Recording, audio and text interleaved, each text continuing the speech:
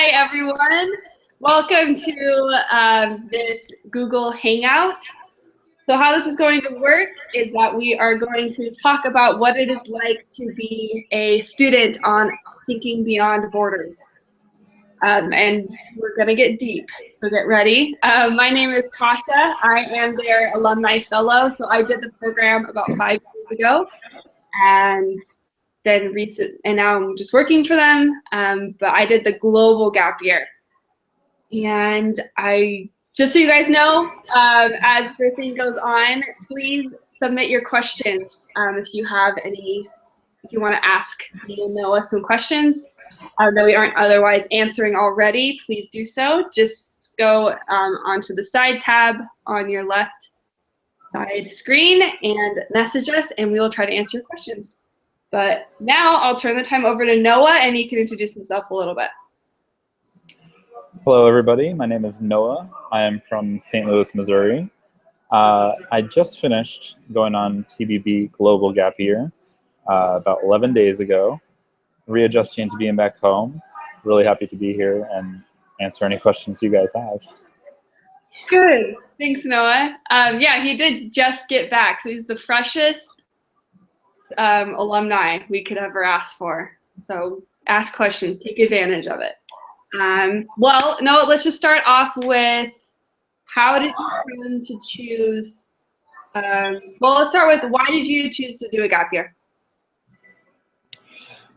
Well, it started after 9th grade. I actually went on a little family vacation to China. And that was the first time I was out of the country. And that really sparked my interest for travel.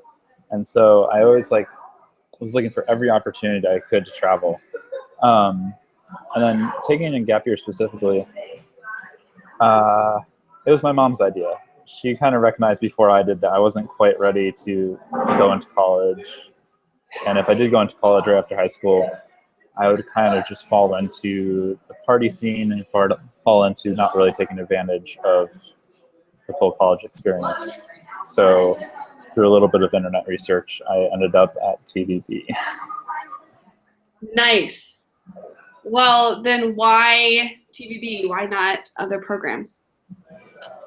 Well, TBB was the first one I came to, but I did do a little bit of research outside of TBB. There were a couple other programs, but they didn't look as attractive. They seemed like a little bit more travel agency, a little bit more just traveling.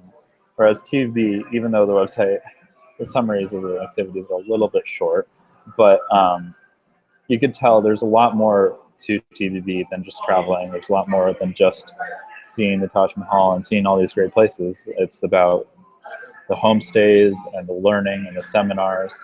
It's about learning about development, and it's about learning to be a global citizen. And so it was really the purpose and the sense of purpose behind TBB that attracted me to this program specifically. That's awesome. Yeah, I agree. That was it for me too, as I felt like Thinking Beyond Borders, we call it TBB for short, in case you haven't already picked that up. But it really offered something more than the other programs seemed to be offering. It gave you, I had done travel and volunteer work in the past in high school, and I just felt like it was very shallow, the experiences that I was having, and I wanted something that was more authentic. Yeah, me too, actually. I went to El Salvador after my junior year, and we were just there for a week, but we stayed in a hotel, and then we went out and we did our service and came back, and it seemed very superficial and very on the surface. And TBB was very authentic in that way. That was learning and living what you were learning. Yeah, you're living with host families. You just get thrown into the country. And then on top of that, we're having those seminars where you're really talking about issues in the countries. And you just get to know the country in a very real, authentic way. So it's awesome. Yeah. Okay. Well,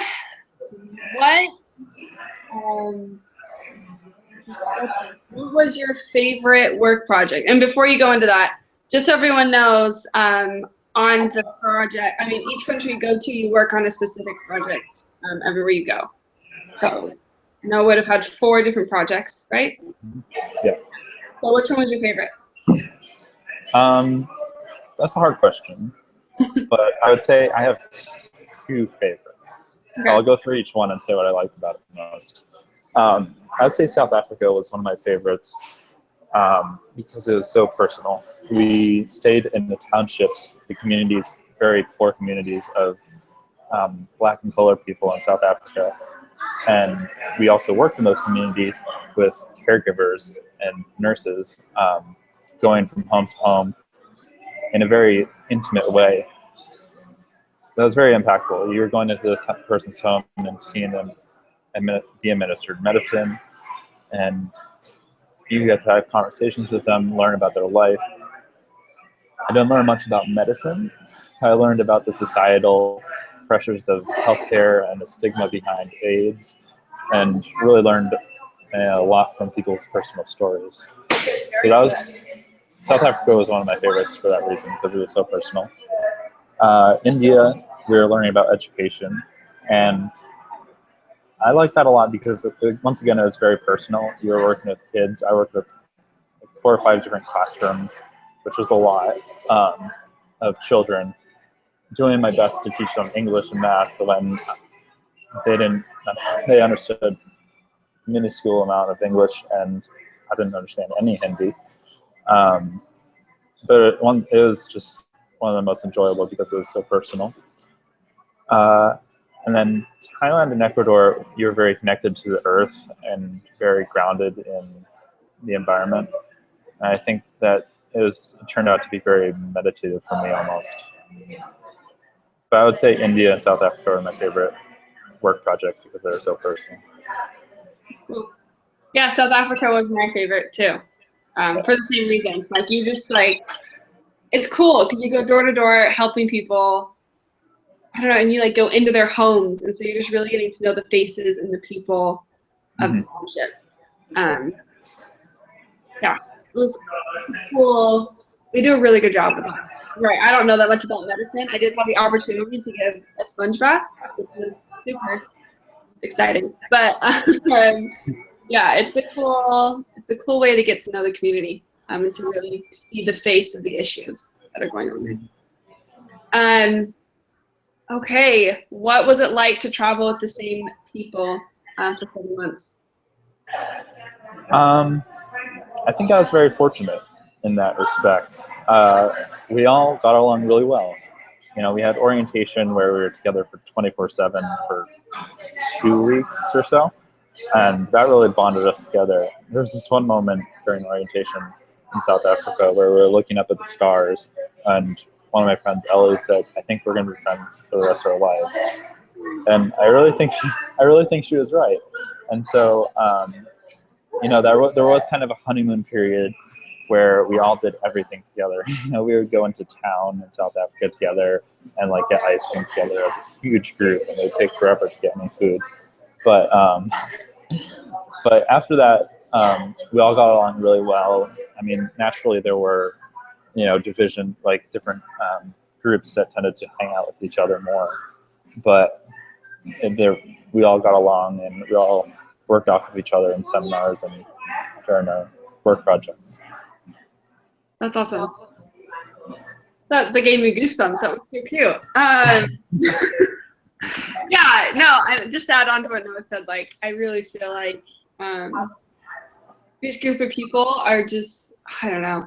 It's so random because you have no idea who's going to sign up for this program and who you're going to be for the next 7 months. So it's the most random assortment of people and personalities. But it doesn't really matter because you guys are all kind of in this crazy experience together. And at least I felt like for me on my trip, when I was homesick or when I was really struggling with something, I felt like there was at least one person in the group that I could relate with and lean on because we were all in it together. It's helpful. It's a good way to travel. I mean, because you're definitely going out and you're learning about different cultures, but it's nice to have kind of this home base with this group of people. And some days you love them, some days you hate them, but at the end of the day, everybody's sobbing at graduation because they have to leave each other. So it's a cool connection. I did the program 5 years ago, and I'm still talking to my people. Yeah, one thing I didn't really think about was like, well, one thing I did think about a lot actually was like being homesick on the trip. And what I found to be the most effective, cure for that is spending time with friends and trying to integrate yourself as much as you can into the community that you're living in.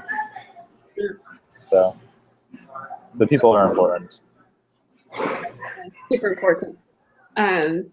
Yeah, it's cool. And everyone, not like this program is so unique that it really attracts a unique type of person. And so you just, I don't know, I felt like I was surrounded by really smart, like, and dynamic people. Oh yeah. Okay. How was dealing with sickness? I know you got sick, so what happened there and how did you deal with it? I mean, spare the gross details. Well, of course, TBB takes good care of anyone who's sick or hurt. That goes without saying. But on a more personal note, like fighting through it mentally and trying to get better and take care of myself, I was very, very sick in India. The food did not treat me well for a couple days. And it was hard. It was really hard. I relied a lot on my friends. My roommate got up at 2 a.m. with me when I was sick, and it was not fun. But I relied a lot on my friends. I talked home. In most places, you could talk home. India was one of them. And just getting an email from my mom and saying, "You're going to be okay. This too will pass." I wouldn't worry about it. I got better in a couple days. Definitely recommend bring some emergency, the vitamin C packs. Those help a lot. In terms of sickness, TBB gets you covered in terms of like taking you to a doctor if you need to. You really just need to be in tune with yourself and ask for help if you need help when you're sick. Actually, in the last country in Ecuador, I actually cut my toe with a machete. Not recommended. And I got to see a lot of the Ecuadorian health system. But the whole way I had the support of my friends and my mentors, and it all turned out okay. It's healing up. It's almost totally healed. And so I would say sickness and injury, it's not a big worry. You're going to get sick wherever you are, even at home. You'll have a community to support you. Yeah. TB, they're really great. Like for technical things, like they sign you up with an international health insurance. So it's called ISOS, and your program leaders can call it 24/7 and ask for medical advice, ask which clinic or hospital is nearby. Translations too. Yeah. Help with translations. So it's cool. It's definitely, yeah. I didn't get sick the year that I did it as a student. I don't know what happened. I drank some magical juice or something. But as a program leader, when I led a group, I got 3 parasites at once. There was a party in my stomach. But the TBC took care of it. I just went to a clinic and then they told me to go to a pharmacy, get this drug, and I had to take a couple drugs for a couple weeks, and then I was totally better. Yeah. Don't worry about it. I mean, take precautions. The program will tell you to get in certain shots and to make sure, I don't know. They'll give you a list of precautions. Just listen to them because they've done this and they'll keep you fine. And we also have a first aid kit with us all the time with different drugs in it as well. Yeah, it's like a big backpack. Yeah. Okay. Was it hard being away for Christmas? I don't know. I think my defense against that was just not to think about it too much. But when it came down to Christmas Day, we were in Chiang Mai. We're at Eco Resort Chiang Mai. It's this beautiful little hotel resort.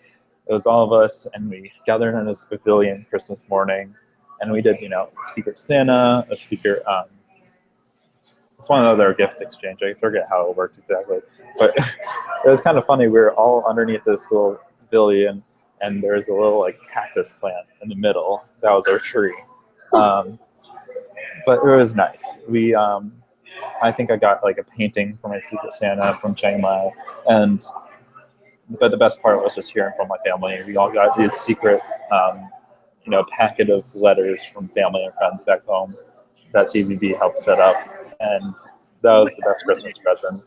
And while it did make me homesick a little bit, and I was honestly a little bit homesick at Christmas, I got to Skype them, and when it comes right down to it, there was no other place I'd rather be but on the program. Yeah. Some people worry about they want to be home for Christmas, and so they because some programs let you come home for Christmas, then you head back out. But I know for me, it would have completely disrupted everything. I think these past 10 days have been such a readjustment for me. I spent a lot of time just cooped up at home, reading and watching TV. But it's a huge adjustment, and it's a huge culture shock. It's even more of an adjustment, I would say, than the initial couple weeks of the program. And I can't imagine having that in the middle of the program for Christmas. Yeah. I don't think it's beneficial. It would be beneficial to go home. Yeah, I agree. It's rough coming home. I can only imagine coming home, readjusting, and then having to head back out. It would just be too much. It would be too much going on. Yeah. It's easier. I mean, it's hard in the moment, but it's easier to stay out there. And our Christmas was so fun. We also did a similar Secret Santa. We had a Christmas talent show where everybody just went out there acting like they did. It was awesome. Just spent with family and get through it. Okay, well, along with that, did the program belong to them? Sorry? Did the program belong to them? Or? I don't think so. I think it was the perfect length. I think it's the length of the college year, basically. And the four countries was a lot, I think. That was just a lot of travel time. I think our longest travel time was 52 hours from doorstep to doorstep, going from South Africa to India. It was just a lot of moving around, a lot of packing your bags. And it sounds like that's something TVB has recognized as maybe something that could change. And this upcoming global gap year is actually only going to 3 core countries instead of 4, which, while it's less places, I do think that would make it a little bit easier in terms of fatigue. Because towards the end, everyone in my group was definitely a little bit tired, bodies were tired, and you kind of had to push through to concentrate on seminars and everything. But I don't think it was too long. I think it was the perfect length. Yeah. They are, to confirm that, they are changing it. So instead of, they had 4 countries last year, and now we just have 3. You're just going to Ecuador, India, and South Africa. Mm-hmm. We definitely shortened the travel time because that can be on your host. And just in case people are just tuning in, I'm Kasha. This is Noah. We're here to answer your questions. So tune into the side, and we will answer your questions if we can. Shoot them at us. Okay. Noah, what was your favorite meal on the program? Favorite meal? That's a tough one. I have a couple. Okay. The first one that stands out, not because it was very good, but because in Ecuador on our last night, Ecuador is the last country I visited, and our last night with our homestay, our host father was like, "How about you guys cook for us?" Okay, we'll do it. So we hopped on the public bus, paid, the 60 cents for the bus, went into town, and we got stuff to make mac and cheese. And this wasn't a packet. This was like, you buy the stuff and then you buy the cheese on the side and the milk. And so then we were making it. I was with 2 other students, Jenny and Mandy. We spent probably an hour making it, and the cheese didn't melt. It just did not melt. So we ended up with this, like, we ended up taking out the cheese altogether and just having like buttered noodles because we could not get the cheese to melt for the life of us. But it was hilarious. We had a lot of laughs with our host family then. In terms of delicious food, I would say Thailand is my favorite, just because we were living with farmers, like in a village. All the food was organic and it tasted organic. It was the most delicious homemade food of anywhere. A lot of rice, but it was tasty. India was really great. A little bit spicy and a little bit of an adjustment for your body. But it was delicious food everywhere we went, honestly. And you'll be well fed. Don't worry about missing a meal. Yeah, the food's good. I mean, you're definitely going to like food more in other places. Like, I like the food in India more than I liked it in China, which we don't even go to anymore. But, yeah. You'll find your place has your favorites. And some places are going to have Oreos, which is like a saving grace experience. Yeah, the comfort foods.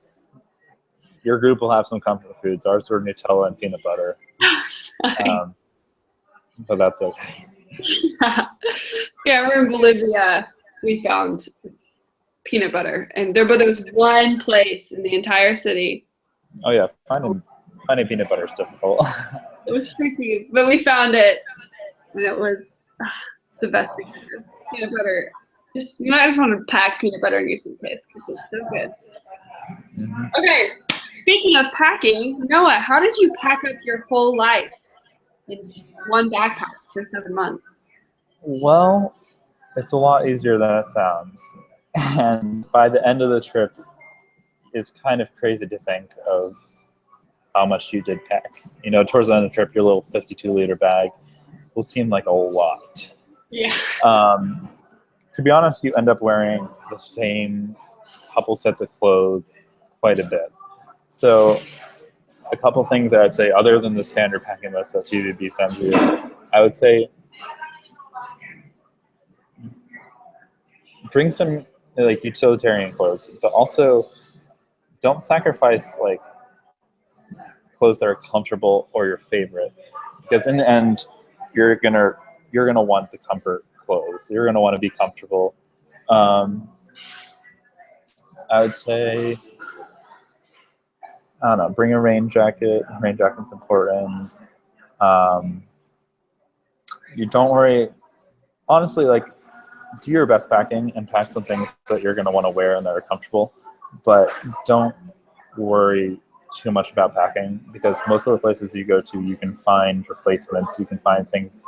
If something's missing that you didn't pack, you can find it pretty easily. And honestly, throughout the trip, I replaced a lot of my clothes and sent some of it back. I replaced a lot of my sweaters with alpaca sweaters and socks with Indian handmade socks and pants with Thai sweatpants. So clothes is not a huge deal. I would say I'm a big photographer, so I brought a big camera. And for anyone looking to bring a camera, I would say it's worth it. Take out insurance or protection if you can, but it's definitely worth bringing a good camera. I don't know. Other than that, bring good music. Bring a lot of music. Packing isn't a huge stressor. Don't let it stress you out if you're worried about packing. Yeah, I agree. Bring a good camera. Noah is an incredible photographer. Way better than I am. But I brought a small camera, and I was always so jealous. I ended up stealing all my friends' pictures anyways. I didn't like any of the pictures I took because and also, when I say don't stress about bags and stuff, like, I brought a small bag, and then I ended up replacing it with this, like, cool leather bag in South Africa. So, like, pretty much, if you find something that's better, you can usually find a replacement pretty easily. Yeah, and I've heard a lot of students, like, end up donating their clothes at the end of the trip. Oh, yeah. So yeah. it's like, I support bring whatever's comfortable, and just it doesn't matter that you're going to wear the same outfit. No, I'd say, I mean, to get specific, I would say like bring a good pair of jeans or two and work pants, and that's pretty much all you need for pants. And then bring a couple t-shirts, a long sleeve shirt. I recommend more than one. I only brought one. Bring more than one. And comfy sweater. Be comfortable. Yeah. Yeah, I'm team comfort. Yeah. Yeah, be comfortable, and don't stress about it. TUV lays out a nice little packing list, so just listen to them and don't stress. Don't stress. Okay. Let's ask Noah. What was the hardest part for you?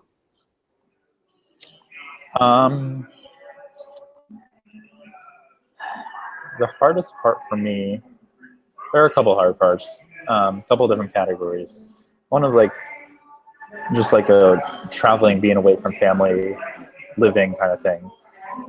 When I first started moving into the township in South Africa, it was a hard adjustment to going from like warm showers and comfortable beds and a lot of conveniences that we have here, or most of us have here in the United States, to a bucket bath, no hot water, stuff like that. So there are a lot of like little discomforts, things that was kind of hard to adjust to. But once you get used to it, it's really not that bad. I would say I didn't feel really homesick, not even on Christmas, but being sick away, like not having your mom there when you're sick, for the first time, it's hard to push through. But like I said, I keep on going back to like all my friends on the trip, and they're really what helped me through it. And you just have to think like, this too will pass. I'll be back and working soon. And then also in the work projects, it was sometimes hard or frustrating. Visiting patients in South Africa who, for various societal pressure reasons, wouldn't take their ARV medications. It would just be frustrating because it's like life or death, and there are lots of little situations like that. Or seeing in India, we saw our school use corporal punishment on the kids, and that was very, very hard, and that really pushed me. But it's little things like that, well, big things, but there are things that you talk about in seminars, there are things that you process with your friends, and nothing can't be overcome. Yeah. In that respect. It's definitely things that you're going to have to get used to. There's like an adjustment period in each new place you go, but yeah, you get used to it. And like I said, and I also keep saying this too, but it's like honestly the group is such an awesome support system that you don't expect to be there, but it totally is. So yeah. All right. Well, let's ask another big question. What was your biggest takeaway? So at the end of the program where you do this POL, presentation of learning, and so we spend 2 weeks in the forest in Virginia coming up with what we learned on the program, which is a huge question because in each place you learn a lot about education and healthcare and all the subjects, and you learn a lot from the people and the stories. My biggest takeaway is turned more towards the future and looking at how can I come home and how can I go through college and find a career that will help further my values and further my interest in the environment and social justice, and basically like being a change maker in the world, not being a bystander to injustice, not being a bystander to, corporations that hurt the environment, all these things. So there are lots of ideas that we talked about on TV, and my biggest takeaway is like the best way to put it into your own life is to live it every day and to support companies that that work towards that, to just all the little things in your life that you can, whatever you're doing. I want to be a photographer, and even in photography, I can work towards, maybe doing advertising campaigns for good companies and for companies that are supporting environmental awareness and stuff like that. So my biggest takeaway is that just finding ways to live your values. Yeah, good takeaway. Okay, we have a question from the audience. So I'll let you answer this, but she asked, can you discuss the homestay aspect? And are you always with another member from the program? I'll answer your second question first. Yes, you are always from at least one other member from the program, one other student. For me, since our group was 15 students and 3 program leaders, that's usually about the ratio. And in my group also, there were 3 men and 12 women. So consequentially, in a lot of these societies, a man and a woman cannot run together in a situation like this. So I was with the other men in a lot of the countries, in both India and Thailand. I was with both of them, and then in South Africa, I was with one of them. So I really got to develop a lot of relationships, like very strong relationship with them. But at the same time, it was kind of debilitating because I wasn't able to build a similar living relationship with many of the women in the group. It wasn't until the last country that I was able to have a homestay with Jenny and Mandy, 2 other group members. The homestay in general was one of the most important parts. You spend probably 75% of your time with your homestay family and with your homestay, the other students staying in your homestay. I would say the best way to combat doubt, to combat homesickness, is to get involved with your homestay in any way possible. In South Africa, we went fishing with our homestay, with our host brother. We had barbecues, braais, with our host family, and went to the beach with them. And even in countries like Thailand, where there is an almost complete language barrier, we learned a little bit of Thai, but not much. Even there's, we go to the field with them, we help make dinner, they eat dinner with us. It's a very integral part of the whole experience, and you learn a lot from talking with your homestays. I hope that answers your question, Noel. If you have any others or more specifics, you can definitely send another question my way. Good. No, I would just add on to his. I think the homestay is probably one of the most key parts of this program. Just because you are having that, I don't know, it's a very real relationship that you make with these people, because you're guiding you into their lives, and so you're right there with them. There's not hiding anything. You have this very authentic way to learn the culture, and I agree. Completely involve yourself with your host families. Go on trips, go out to dinner. Hanging out with them at night. Some of my fondest memories with my host dad in Ecuador is that every day at, I think it was 7 o'clock, we would always make sure that we were both home because we watched this soap opera on TV. And I barely spoke any Spanish, but I didn't care because it was so dramatic, and I loved it. And it was me and my host dad. We would sit here every night and wait for each other to make sure that we were both there before we started watching. And we put card games on at night. Homestays are the best. I mean, we celebrated local holidays with our homestays. We, when you had a bad day, you went home and had dinner with your homestay and had laughed with them. It's really one of the most important parts of the experience. Yeah. Awesome. And it's, I mean, you're making connections with people that are from a completely different world than you, which is so, and but what was cool for me is that, like, yes, like, they live completely different, they eat different foods, but you can find so much similarity. Always connect to each other with. And also, just another couple technicalities, or more specifics.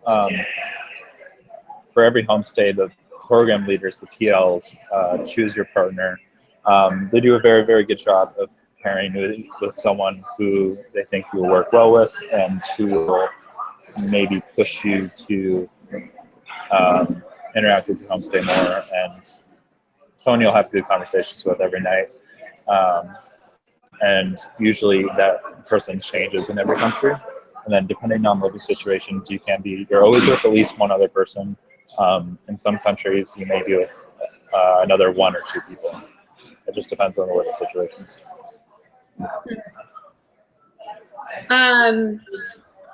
I will ask, there's no more questions from the audience.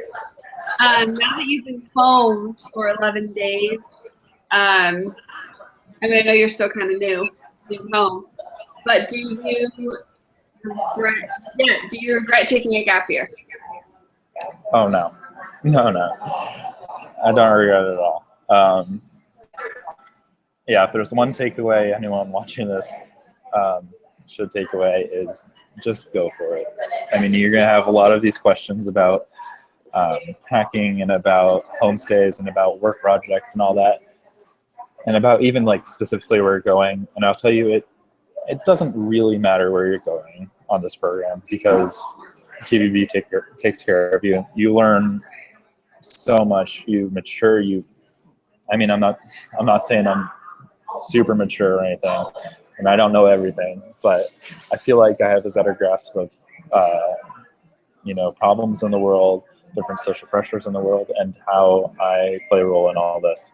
So one takeaway, I said, just do it. Sign up, apply, get more information. Ditto to all of that. Yeah, the program, I think, is really great about TVB is that, yes, you learn a lot about the world, but they also have a really cool aspect of the program that really helps you reflect on who you are and what your values are. Really challenges you to really makes you challenge your own assumptions. And the gap year, not just like knowing so much more and having your mind completely blown on all the issues that are going on in the world, but you have just a better understanding of who you are and how you fit into this world, and how you know a lot more about, at least for me, like I knew a lot more about my culture and how my culture had affected who I was, and what values were important to me, instead of values that were important to the world. Like, it's cool because it's the first time you're getting plucked out of your own culture, your own world, and you're kind of isolated from it, and so it gives you this awesome opportunity to look back and reflect on it. I don't know. I agree. I grew a lot, and I was so much more mature after my gap year. It definitely prepared me a lot better than I would have been if I had done this one. Okay.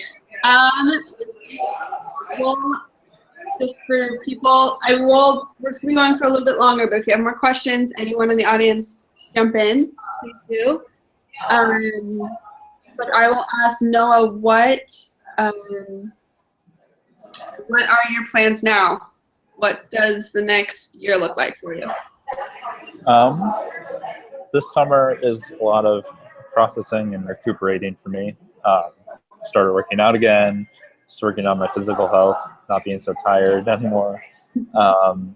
And also, I'm getting a job in about a month.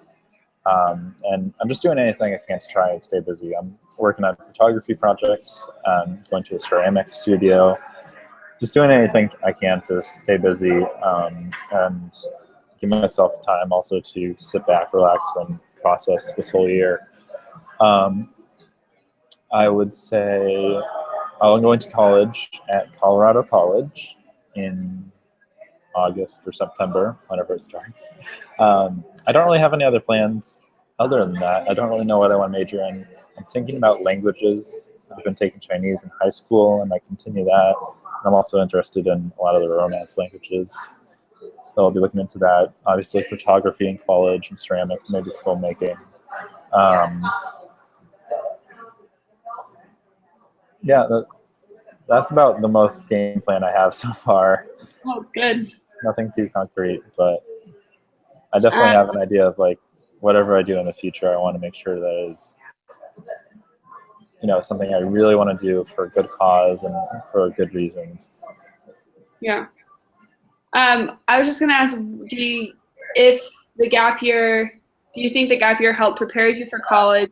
And if yes, how?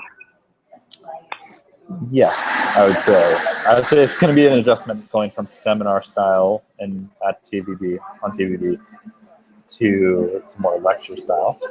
But I would definitely say it prepared me to be away from home. It prepared me to really reach out and create a community and try and integrate myself into a community wherever I am with whatever kind of people and whatever cultures they come from. I think that'll be helpful in college. I think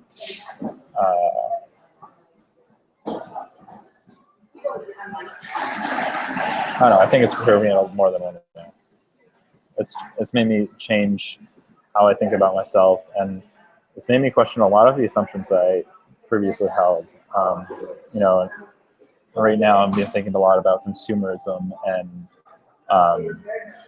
advertisements, because coming back to America, it's just insane how much things cost, and all the fallback for a lot of people, the comfort is to buy things, and it's something I don't really agree with. And trying to live in America but also live my values in that way isn't something I've been struggling with recently. Interesting. Okay, well, we've got a question that I'll leave to you. What is the I can have too, but what is the education part of it, the project and such? Well, start in every country there is every core country. The core countries are the countries where we have subjects to study. So for me on my gap year, it was South Africa, India, Thailand, and Ecuador. And in each place we were studying something different, but all towards this idea of development and being an agent of change. South Africa was public health and the AIDS epidemic. India was education. Thailand was agriculture, and Ecuador was the environment. And once again, all these things are going towards development. So like public health in the eyes of like a big global scale. And when I say development, I mean working towards, social justice, basic human rights. And you also question things like, what is development? Like, is development a Western idea of like having malls everywhere, or is it making sure that everyone has food and water and shelter, education, healthcare, etc.? So even these questions that we're asking, we're questioning the questions. We're questioning whether, who are we to decide what development is even. So that's kind of like the general philosophy, or what I got out of some of what I got out of the education part of TVB. More specifically, we have 10 seminars in every core country. So we had 40 core seminars, plus extra seminars.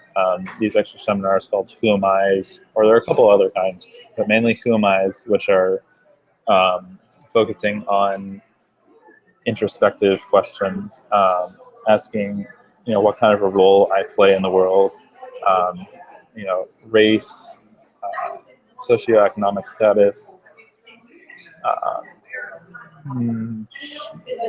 sexual orientation, stuff like that.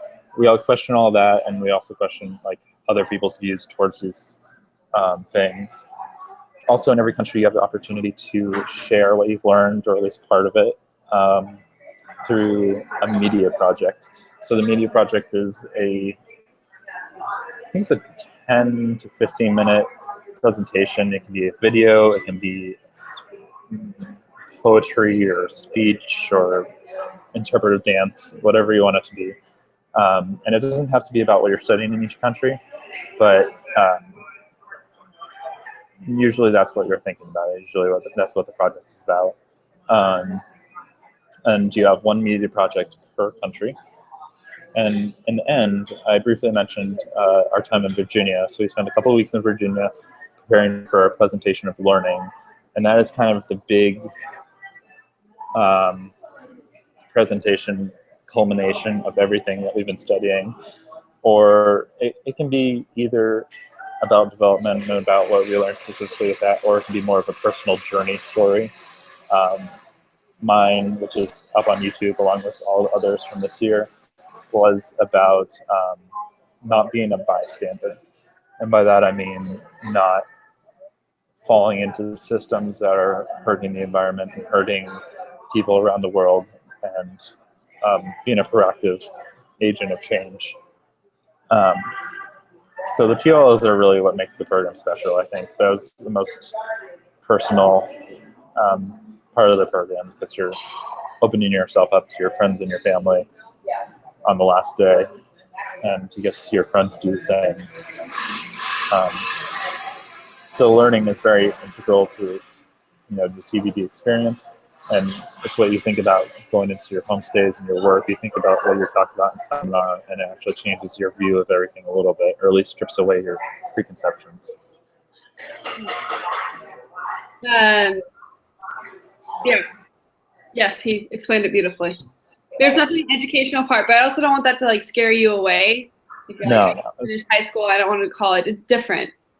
It's definitely also like what you put into it is what you got out of it. There are no grades or requirements or anything, but you're gonna want to participate, because that's how you get the most out of your experience. Yeah.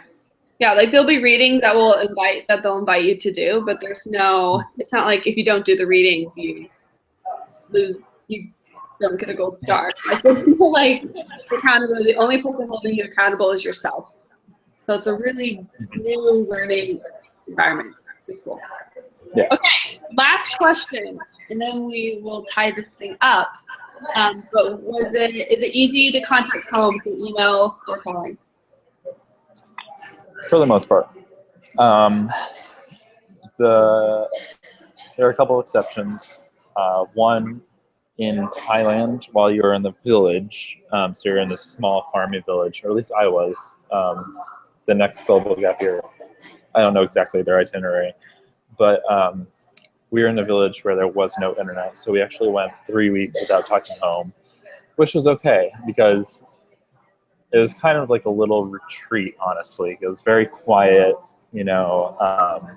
everyone walks around, there wasn't like loud background noise. So it was a very good processing time. It wasn't really stressful, and I actually found it okay to go that time without talking to family. In other countries, honestly, the internet kind of sucks sometimes. In India, the internet would have a hard time sending a Facebook message. Every once in a while, you get enough to Skype. But in general, it's not that hard. I would contact my family either through messaging or Skype at least once a week, usually 2 or 3 times a week. You just have to make sure your family is okay with you waking them up at any hour of the night. But it's fine. In some places, like in Ecuador, we had to take the bus and go into town to the internet cafe. But once you're there, they have great Wi-Fi. You can Skype back home, no problem, and it's cheap to get into town. It's nothing to worry about, really. And also, I don't know if TPP has this on the website, but when you're traveling, also you get a little like digit cell phone kind of thing, like a Nokia, and that's just for in-country communication. So usually each household has one, so that you can, if you have an emergency, you can contact the program leaders, and you can also make plans like, hey, you go into town, tomorrow, stuff like that. So it's easy to communicate both within the country. Those only work within the country, but it's easy to contact your peers as well. Yeah. I think also along with that is that sometimes it's kind of nice to not be able to talk to back home. So I felt like that really made me homesick was, you know, seeing pictures of my whole family celebrating my brother's birthday. Yeah, I didn't Skype her in the first month. Yeah, like it just honestly sometimes it helps not being connected to that because you are on such a unique path and journey that they can't even really understand. But you kind of need that isolation to, I don't know, to grow. And also I feel like sometimes the family can be a little, they can distract you from like being in the here, being in the now. Yeah. And really, also when you talk to your family, you really just get down to basics. You don't have in-depth conversations usually. The group shares 4 computers, 4 laptops. So you have pretty limited time on the computers, which ends up being okay because you don't really need to talk to your family all that much. Just a quick check-in. If you're feeling homesick, maybe a Skype. It's not the biggest concern, I don't think. All right. Well, thanks for your questions, Noel. You were wonderful. Thank you, Noah, for being here, for letting me pull you away from your busy life. Yeah. But just one last thing before you go. Any last advice for future students or potential students? Pack comfortable stuff. Bring a camera, and then if you haven't already, apply. Just apply for it. Talk to Amanda. Talk to the program director, and it's a once-in-a-lifetime opportunity. If you have the opportunity to go on this program, I would say hands down, take it. It's going to be worth it, and whatever you get out of it will be personal. It'll be life-changing. Ditto. And we will leave it at that because thanks for tuning in, guys. If you missed some of this, you can watch this on YouTube on our page, Speaking Beyond Borders. And you can watch the whole conversation as well as past Google Hangouts that we've had. Tune in next week around the same time. We'll be talking to Nick, and he did the South America semester program. But other than that, thank you, Noah. And thank you, everyone that watched. Do TBB, it's the best. All right, have a good day, guys, or a good night.